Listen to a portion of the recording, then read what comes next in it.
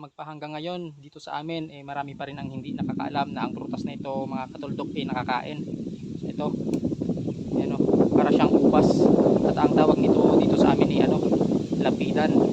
Ano, yan. Parang ubas talaga siya. Yung nagkaiba lang medyo makapal-kapal ang konti yung balat na ito at medyo malalaki ang buto. Ayan o. Native na ubas. Yan mga katuldok. Ito, daming bunga. Daming hinog. Ito. Hinog na o. Yan. Ito mga katuldok. Purong hinog na o. Ubas na ubas talaga. Napakasarap mga katuldok. At ito, hinog na ito mga katuldok kapag itim na.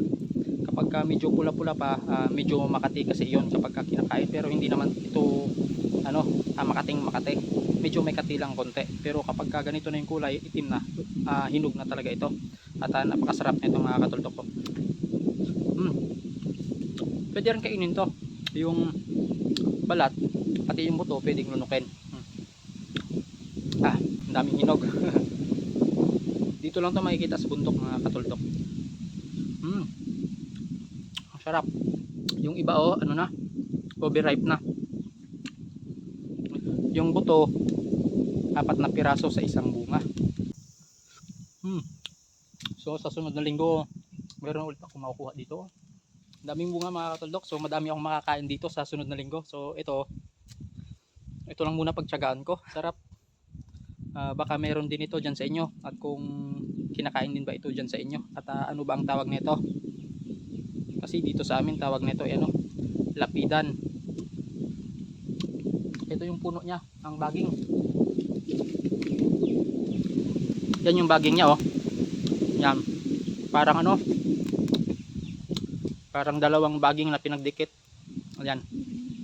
Malaki, parang ganito. Yan. Ito yung baging niya. At ito naman yung dahon mga katuldok ko.